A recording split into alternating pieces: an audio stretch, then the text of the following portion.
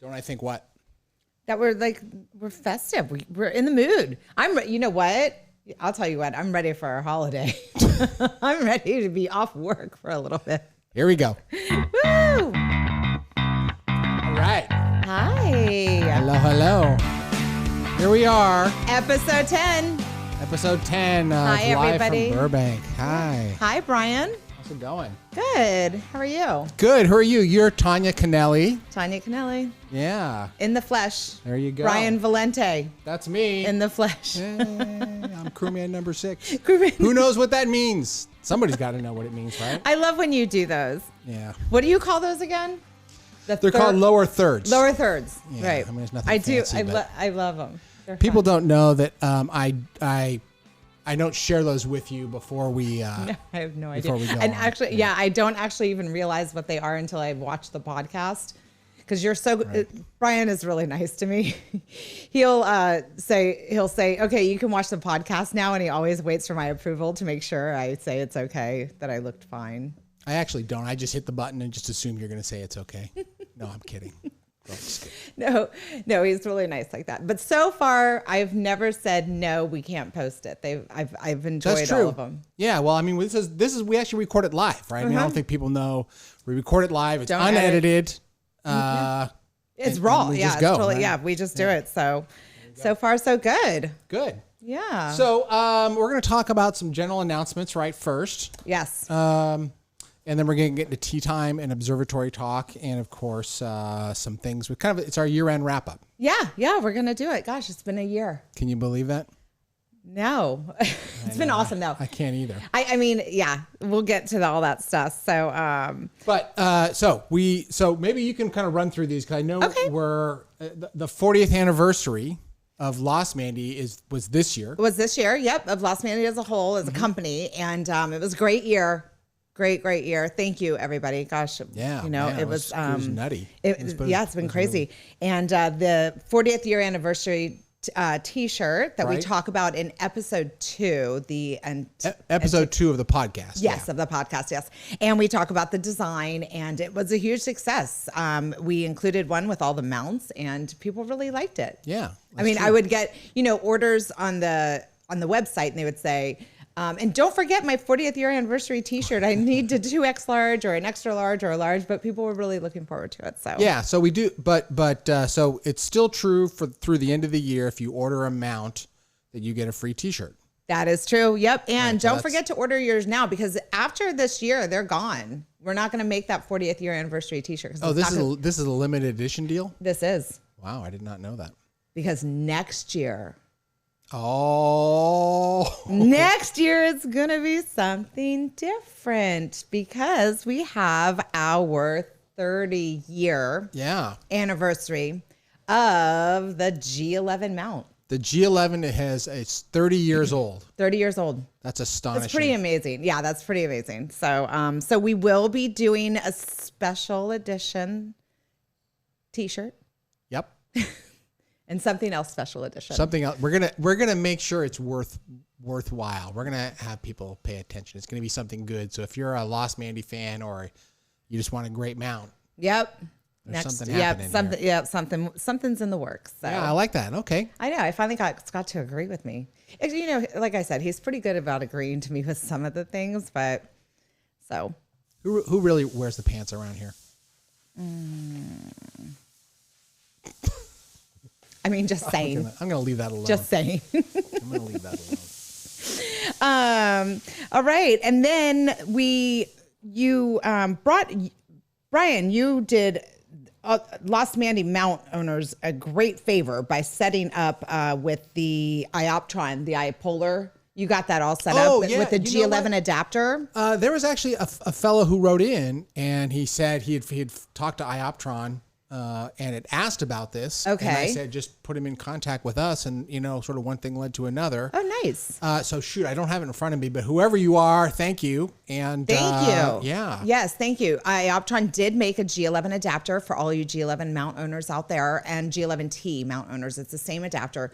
They had an existing GM811 one that they used on their mount. That's made right. Well, we have the iPolar, we're actually reselling the iPolar We are camera, now. Yeah, right? So yeah. it's and we have a tutorial on that, which I'm going to put in the link below. Okay, perfect.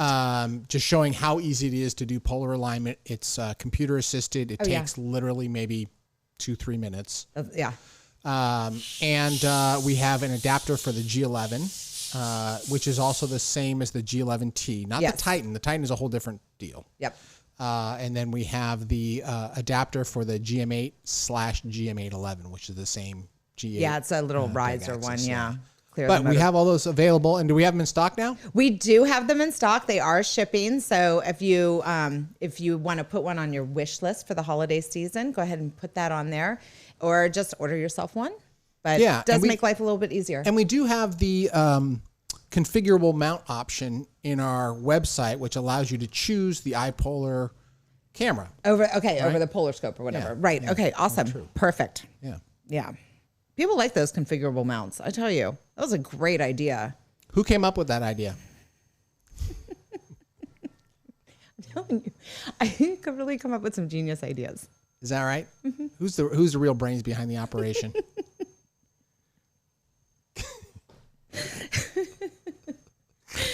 Oh my gosh. Right. You know what? You know who's not going to approve this one or see it beforehand is Scott. He can be such. You know what? He can be a Scrooge. Yeah, he can be. Well, he can be if something's. You know what? In all honesty, if he's working really hard on something and for something machining is not going right, man, you just don't want to be around that guy. No, I've he's just seen it. He's a perfectionist. Oh yeah, I've seen it, and it's not a pretty sight. I literally. I think I've texted you before, and I'm like, oh my god, I'm scared right now. You're like, don't ask Scott that question right now. Just no. tomorrow or something. He's in the middle of solving some problem. Yeah. So okay. Generally, he's a great guy. Right. So iPolar is shipping. We have it in stock. It's great. We love it. Yep. I've used it plenty of times. It works great. Nice. Yes, and then we have a new tutorial series that. So we did in the last podcast, episode 9. We had Edward Plummer come on, who did a fantastic job. It was a really long podcast. It was like 2.5 hours or something. I mean, almost 3. Yeah, almost 3 hours. Right. But he went through very methodically how to understand Meridian flips and how to configure Nina to do that. And it's gotten a lot. I mean, it's probably one of our most popular podcasts in terms of views. Right. Right. People have gotten so much use out of that. So what we did, what I did, but Losmandy, we looked at this and said, this is so popular. We need to sort of talk more generally about Meridian flips and about the other popular program right now, Sequence Generator Pro. Mm-hmm. So in the last newsletter, we put out kind of a generic, how do you think about Meridian flips and how to configure the Gemini. I saw that, right. Mm-hmm. Just yesterday, I put out the second part, which was how to configure Sequence Generator Pro. It's essentially the equivalent of what Edward had done with Nina. Okay, Gemini. Got it, right. And then, and we'll put a link to this as well, but by the time this podcast drops, and we will put this in the newsletter as well, we'll have a third part to that, which is I'm going to show live actually configuring the settings. Nice. And then we'll actually demonstrate. We'll actually have the mount running, and you can see everything that's going on, and it will actually show the Meridian flip kind of coming up, hitting the numbers, and then it does the flip, and you can actually see it doing that. Okay, that's gonna be a great video. People are gonna enjoy that. So I think in time for the holidays, because nothing says Christmas like observing. Right. Everyone, I can't talk. I got to go out inside and in the freezing cold. In the freezing cold, yeah, it's gotten cold lately. So, well, that's exciting. Thank you for giving us that little update because people will be watching. Yeah. So don't forget, subscribe to the YouTube channel. Obviously, you're on it right now, but hit the notify button so you get notifications of when it drops. Okay. Right. Our YouTube. So the podcast is on our YouTube channel, and then if you subscribe and hit the notify bell, you'll also be notified of new tutorials. Yes, which is nice. That's true. And don't forget to subscribe to the newsletter if you haven't done that yet. That's at store.losmandy.com. Just go on the left-hand side and just type in your email address. Right. That's true. And then make sure you check that spam. Make sure all that stuff. So speaking of taking holiday time to observe and play with your new toys and things, we do have holiday hours coming up, right? Yes, we do. So Losmandy closes Christmas Eve. So the 20. Wait, do we close on the 23rd or the 24th? You said the 23rd. Okay. 24th is Christmas Eve. So, okay. Yeah, I guess it is the 23rd. So we'll close on the 23rd and then we read back over. I don't know. I mean, if I say 22nd maybe? I don't know. Maybe I'll just keep upping it up. I come up with great ideas. No, that will not be a good idea. And then we're going to reopen January 3rd in 2022. Right. Yeah. So we take that time off. We rest a little bit. We do some of our own observing. Yes. Night skies. Mm-hmm. Forth, so come back in the new year. I'm excited for the new year. Indeed. Okay. And now, is it time? It's the last tea time with Tanya of 2021. Here we go. I think this is gonna. Okay, I gotta make sure we know how to do this here. Okay. Is it gonna work? Yeah. Here we go.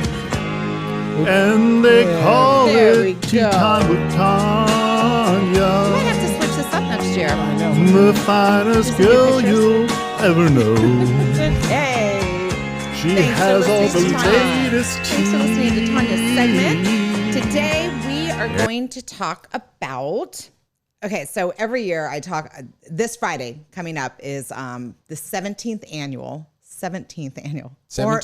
Ornament exchange party. Okay, I just looked at the replies. So far, we're at 26 girls. Good Lord. Yeah, we've been doing this for 17 years. It's always around this time. And this year, we're going to do a winter formal. Wow. So we're going to dress up because last year it was PJs because of I couldn't go last year because I thought I had COVID. Was the party a virtual party or was it an in-person party? There was a small in-person party, but I thought I had just been exposed to COVID, so I couldn't go last year. And I thought I had it, but I ended up just having strep throat. Thank goodness. But this year I will be going, and they're going to do a big one. It's going to be a winter formal. So. Wow, that sounds nice. I know. So I got this really red fluffy coat, and then I have a dress from when I was a bridesmaid. You know, like I know all the women and women out there, and whenever you get a bridesmaid dress, the bride is always like, and then you can wear it again. I don't know anything about that. Yeah, but I've never worn one again. So I don't know why they keep saying that, but this one I will. This one now that I think about it, I as a guy, I mean, I hear about that, but I don't think I've ever heard a woman say like, "Oh, this is my bridesmaid's dress. I'm wearing it again." Because you can't. It's a fake statement. It's a lie. It's all a lie. It's a total lie.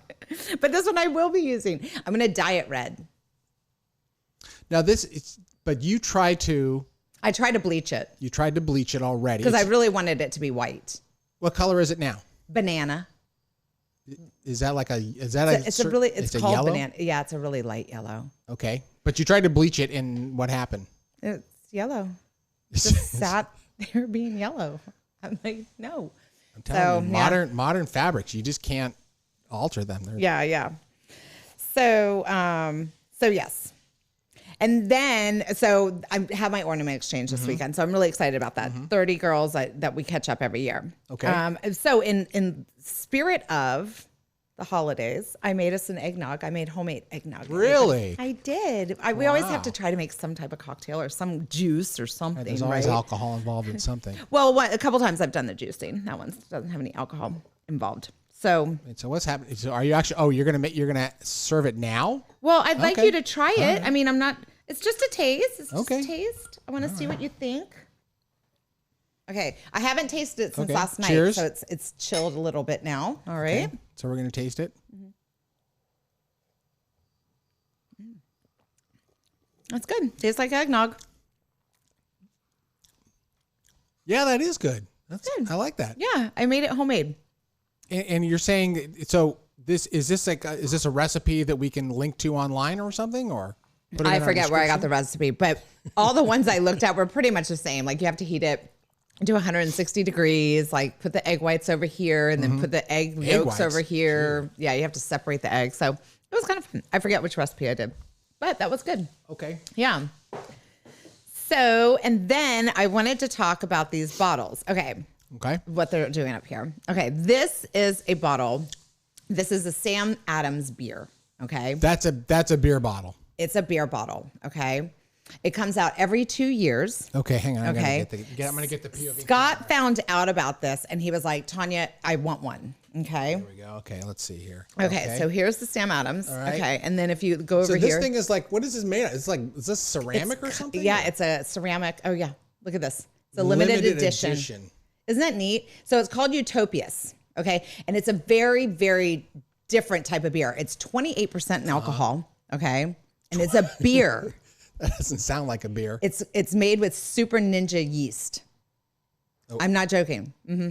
Okay. So this is the Sam Adams. Okay. I mean, it's absolutely beautiful. Right. Okay. Wait, so can I see that again? There is this a screw tap? Yeah, but there is a pop top when you first open it. But it looks ceramic and it's like glazed and all kinds of stuff. And what's these little doors on the front there? It's Mr. Sam in there. Oh, can somebody see it again? Open it up. Oh, that's clever. Isn't that cool? Right. So they come out with they come out with 13,000 every 2 years. Okay. So we got number 9,301. Okay. Now to find this beer, Scott said, if you can find one, Tanya, I'll buy it. Okay. I could never afford this beer. Because what is this? This beer is, for a single bottle of beer. This bottle right here. What's the price tag on that? $250. Right? I can't afford this. No, not a lot of people can, but a lot of people can too. So let me tell you, it was very good. It was like, you can literally only drink about this much because there's so much booze. Yes. Okay. Like, and it's like it's a different, it's not like a beer, like you chug it. It's more like a porter, sherry. Yeah. So every year it's a little bit different, but I found one. Okay. And I hunted and hunted and hunted. It took me a month and a half to find it. Is this because not many people carry it or because it's sold out? Not many people carry it, and usually it's first come, first serve. And so literally I was calling this place Total Wine. Okay. And it's over in like Woodland Hills or something. Okay. So I became friends with this girl, Amber, on there. Mm-hmm. So she was always like, oh, just ask for me. Literally, I walked in that night. Called and I was like, hey, is the Utopias in? They were like, yes, we have one bottle left. That's the name of it, like, Utopias. Utopias, right. yeah. Okay. And I was like, are you kidding me? I was like, can you save it for me? And he was like, nope, first come, first serve. Wow. And I was like, oh my gosh, 45 minutes away. Okay. But it's really only 10 miles. It's 45 minutes. That's Los Angeles, right? Everything is, distance is measured in time. That's correct. So then I went over, I walk right in, this person's walking towards me, and I was like, I saw the name tag and it said Amber. Right. I was like, Amber? And she was like, oh my gosh, Tanya, I have your bottle of beer for you. But she recognized me from my voice. You have a distinctive voice. Yeah, we get a lot of phone calls from people watching the podcast, and they're like, oh my gosh, is this the girl from the podcast? I can tell by your voice. So I just thought that was funny. I've never met this person, and she totally recognized me from my voice. So I must. And then I wanted to ask you about this bottle. What do you think this is? What do I think this bottle is? Mm-hmm. Well, it's a glass bottle. It looks fancy. Right. Do I get multiple choice, or I just have to outright guess? Just guess. Man, I'd say something like I Dream a Genie. You're right. That is? This is the I Dream. This is what it was modeled after. Really? It's actually like it's a liquor bottle. Oh, yeah? It's actually a liquor. So like literally these liquor bottles, become something, I think. So that's so wild because it has a very distinct, as I recall, the I Dream of Genie bottle was painted, yeah, with a lot of stuff on it, but it had that very distinctive look. It was this bottle. It was a liquor bottle. So I acquired one. Then Scott comes in and he was like, oh my gosh, I got this bottle at this yard sale. It's the I Dream of Genie bottle. And he showed me a picture and I was like, oh my gosh, I have one of those too. And I never knew it was this. That's wild. But these are worth money. Really? It's worth like $150. That's big money. Yeah. I'm going to tell you, that's big money for a bottle. Yeah. You can almost buy yourself a bottle of beer from that. I know. I'm halfway there too. I'm halfway to Utopias. There you go. Just get a couple of those I Dream of Genie bottles. But I'm glad. I can't believe you guessed it. I can't believe I guessed it either. I did not tell him what this was. You were not going to tell me. In fact, you didn't tell me. And I'm like, oh, I don't know. I'll do my best. Yeah, no, it is. It's the I Dream of a Genie bottle. So look it up. I forget which liquor it is. If you know, if you figure out which liquor was in this. Was in the I Dream of Genie bottle. Post it in the comment section because I really want to. I forget what it is. It's like what's it say on the bottom? I think it's actually something very similar to. It says this bottle. Wait, use of this bottle. Federal law forbids sale. You can read that. Sale. Yeah, and then there's numbers on it, which I think is the cereal, kind of like this, kind of like the Utopias. I think. Right.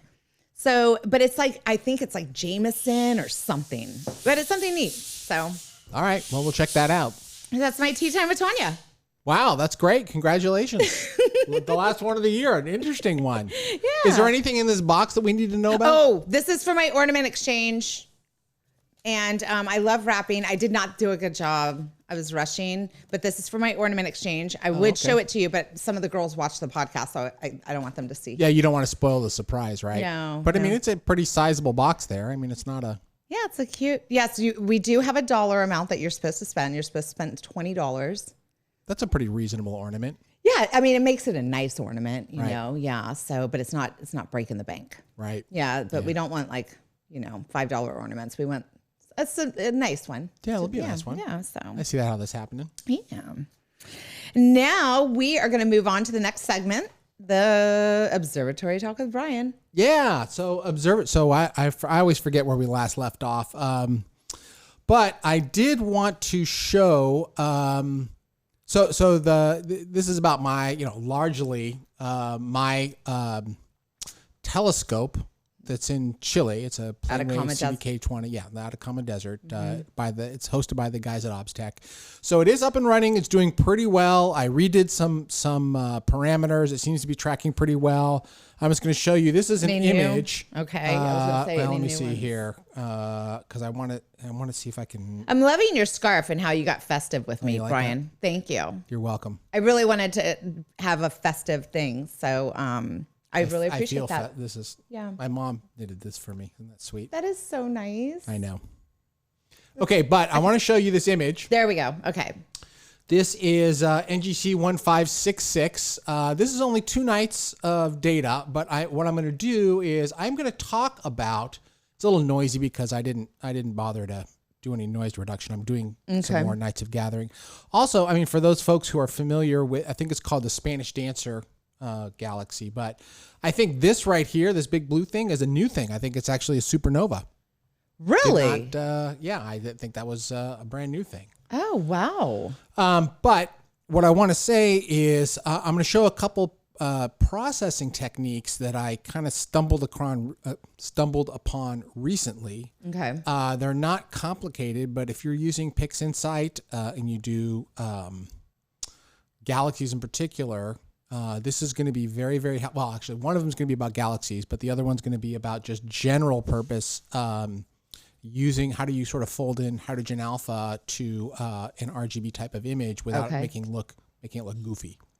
Okay. Is that different? Like if you're using the RGB and then you put in like one of the, because I know it's HA-S2O3. Right. So usually it's HA is the one because galaxies and stars form from hydrogen, so there's tons of it, right? Right. Helium are the big, two gases in the universe. But a lot of times when you have galaxies or gaseous clouds, there'll be star forming regions, and they'll really be kind of emphasizing hydrogen alpha.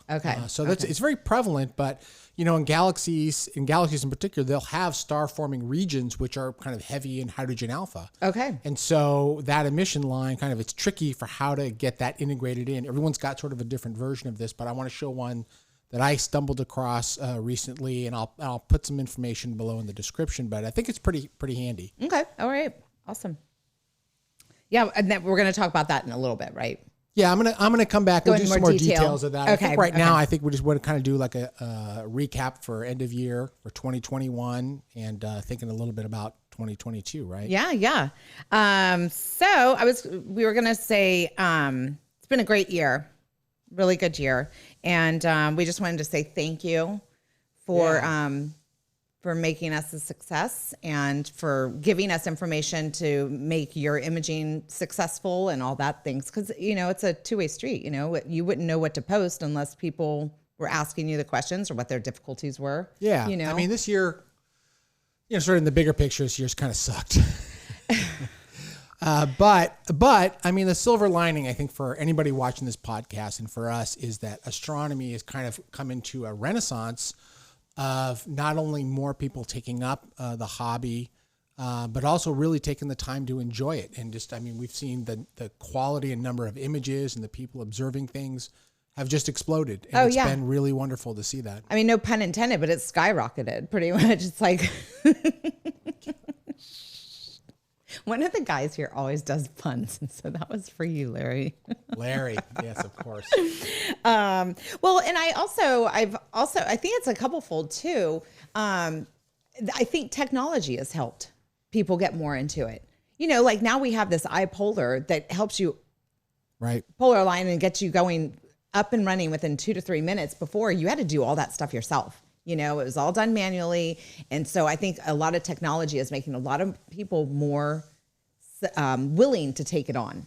Well, it's gotten a lot easier, right? Yeah, things like we have ASI Air, which is now kind of a utility. It's a combination of hardware and software. Essentially, you plug it in, and without a whole lot of effort, you can get imaging. And it's personally, I don't use it. It leaves a lot to be desired. But I will tell you, if you're trying to get past the complexities of just kind of getting everything working, you got focusing, you got camera, you've got guiding, all these dithering, all these sorts of things. I mean, it's a really astonishing feat that ZWO has accomplished with their equipment. Yes, definitely. So I think that's why a lot of people are getting a lot more into it too. Right.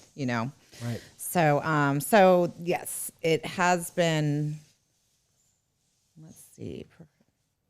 Sorry, I'm reading my notes, people. I had to read the notes because I like to stay on track, and instead of going the. Yeah, I gotcha. So, but yes. So, did you want to go through some of the video reviews? Yeah, well, we can look at. So we can look at. We've got our a page up here. Okay, right? Perfect. Yeah. So let's take a quick look at that. Okay. And this is youtube.com/Losmandy, right?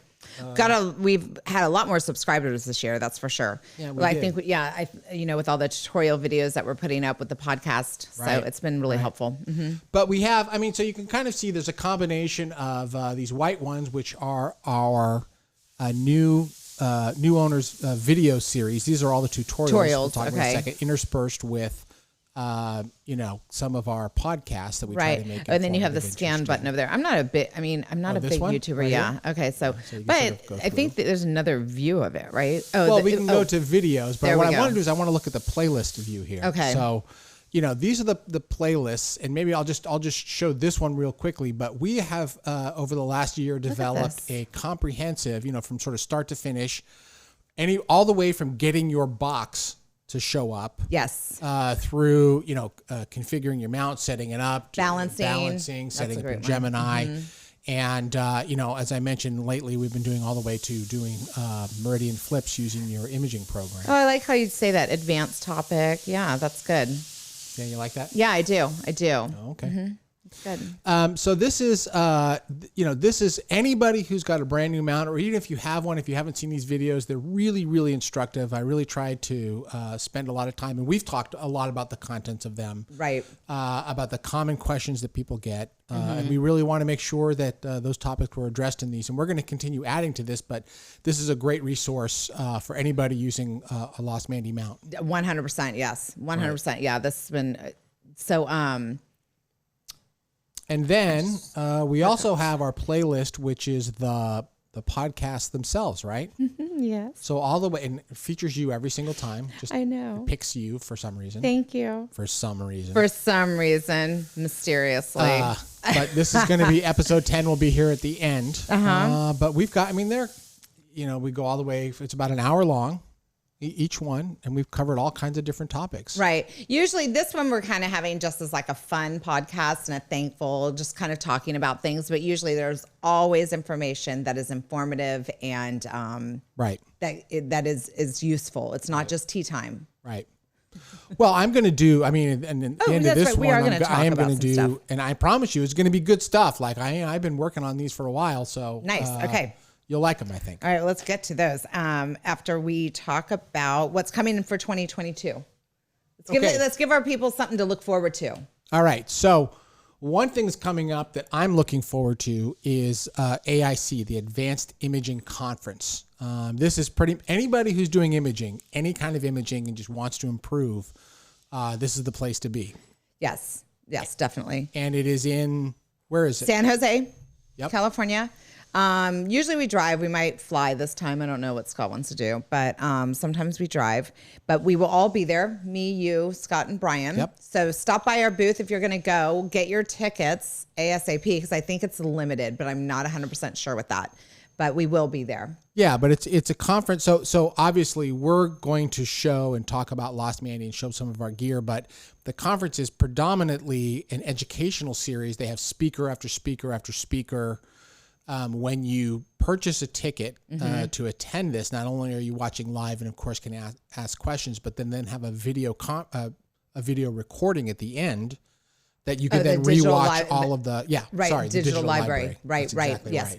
Right. So they have about they have different 3 different classes every couple hours. So it's like you can choose which classes that you want to go to throughout the 2 days. It's a 2-day program. And I don't think you can watch. I don't think because I think there's simultaneous sessions. Right. Yes. Pretty sure. Yeah. So you can't see them all, but that's part of the reason they have that digital library is so that you can sort of see everything. And you can watch it again too. Absolutely. Know? I mean, you do pay for it. It's nice to be able to keep it. Yeah. And they did, I want to sort of call out AIC. They did a great thing this last year because of COVID. They made that digital library free to anybody who just logged in with an account. You had to create an account, but it was a free account, and then everyone could watch that. And that was a really, really incredibly generous. That was very kind thing for them to do. So AIC, good on you guys. Yes, yeah, we're looking forward to it. Yeah. So, and that's, by the way, that's May 20th. Did we say this? May 20th and 21st. Yeah. It used to be like 2.5 days. They're just doing it 2 days this time, which I think is a way better way of doing it. I think. But I know it's definitely 2 days, May 20th and May 21st. We'll put the link to the conference in the description. Yes. Yeah. So stop by our booth if you're going to be there. Okay. Hope to see you all.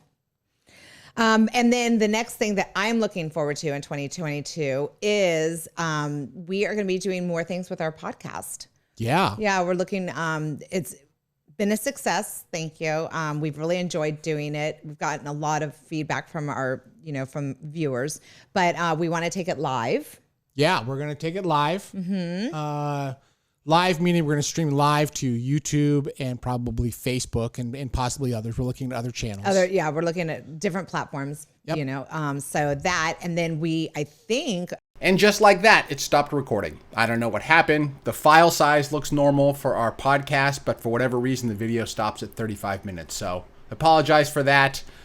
We don't want to leave you hanging. We added a couple of recorded clips to show you the things that we were going to talk about around image processing. I hope you enjoy them. Have a great 2022, and we look forward to seeing you in the new year. Hey everybody, I'm going to show you a quick technique I have for how to effectively combine a starless and a starry version of your targets so that you can edit nebulosity and other things without impacting your stars.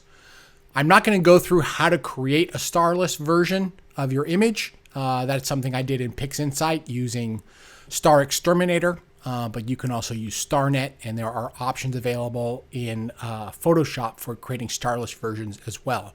But essentially, I've opened 2 versions of this image. This is my NGC 1566. So here is a regular version, and then on this tab here is the starless version.